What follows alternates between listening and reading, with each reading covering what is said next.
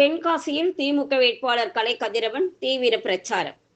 தென்காசி சட்டமன்ற தொகுதியில் திமுக சார்பில் போட்டியிடும் வேட்பாளர் மருத்துவர் கலை கதிரவன் தீவிர வாக்கு சேகரிப்பில் ஈடுபட்டு வருகிறார். அவர் செல்லும் இடமெங்கும் பொதுமக்கள் உற்சாகமாக வரவேற்பு அளித்து வருகின்றனர். இந்த நிலையில் தென்காசி கிழக்கு ஒன்றியத்திற்கு உட்பட்ட சுப்பிரமணியபுரத்தில் தனது தேர்தல் பிரச்சாரத்தை கலை கதிரவன் தொடங்கினார். தொடர்ந்து அழகப்பபுரம், வேதம்புதூர், ஐயாபுரம் உள்ளிட்ட பல்வேறு கிராமங்களில் வீடுதோறும் சென்று வாக்குகள் சேகரித்தார். அப்போது பொதுமக்கள் மற்றும் கட்சி நிர்வாகிகள் சார்பில் அவருக்கு சிறப்பான வரவேற்பு அளிக்கப்பட்டது.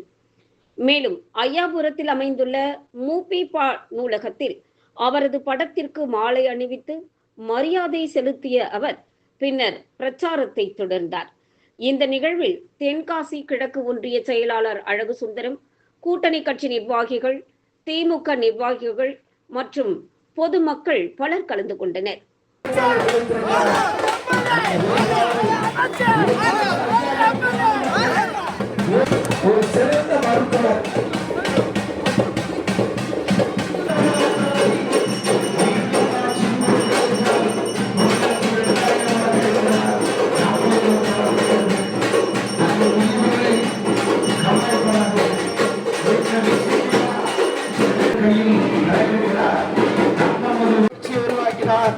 அதேபோல் நம் தலைவர் தளபதி அவர்கள் கல்வி புரட்சி உருவாக்குவதற்காக காலை உணவு திட்டம் தந்து பிள்ளையெல்லாம் படித்து முன்னேறுவதற்காக காலை உணவு திட்டம் தந்தார்.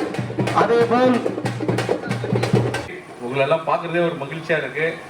நீங்க எல்லாம் உங்க முகத்தில் இருக்க மகிழ்ச்சியை பார்க்கும் போதே தெரியுது திராவிட முன்னேற்ற கழகம் தான் 2026 மறுபடியும் ஆட்சி அமைக்க போகுது அப்படின்றது.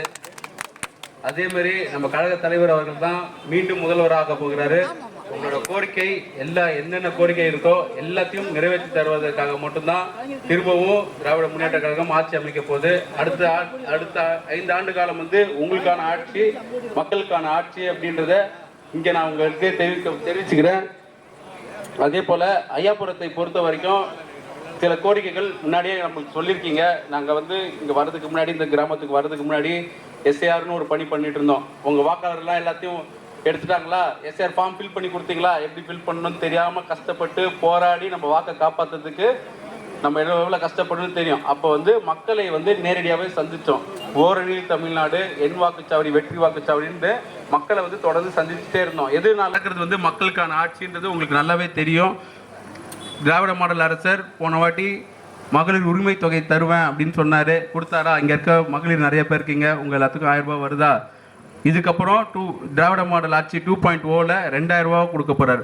அதேமாரி இல்லத்தரசி திட்டம்னு சொல்லி 8000 ரூபாய்க்கு ஒரு கூப்பன் கொடுப்பாங்க. அந்த கூப்பன் நீங்கள் உங்களுக்கு பிடிச்ச கடை, எந்த கடையில் வேணாலும் நீங்கள் போகலாம்.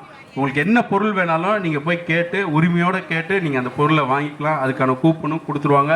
இது மாதிரி தொடர்ச்சியாக மக்களை நேரடியாக சந்தித்து மக்களுக்கு என்ன தேவையோ அந்த தேவைகளை பூர்த்தி செஞ்சுக்கிட்டே இருக்கிறது தான் நம்ம திராவிட மாடல் அரசு. ஸோ உங்களுக்கு இவ்வளோ கோரிக்கைகள் நீங்கள் வச்சுருக்கீங்க. நான் உங்கள் எல்லாருக்கிட்டையும் ஒரே ஒரு கோரிக்கை தான் வைக்க போகிறேன்.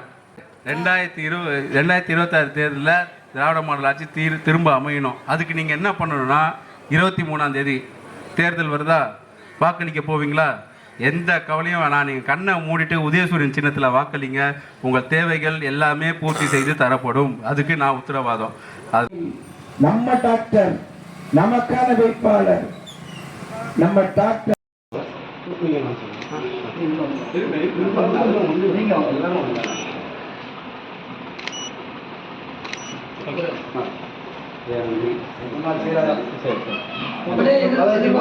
அப்படியே அங்கேயே அமைஞ்சிக்கலாம்.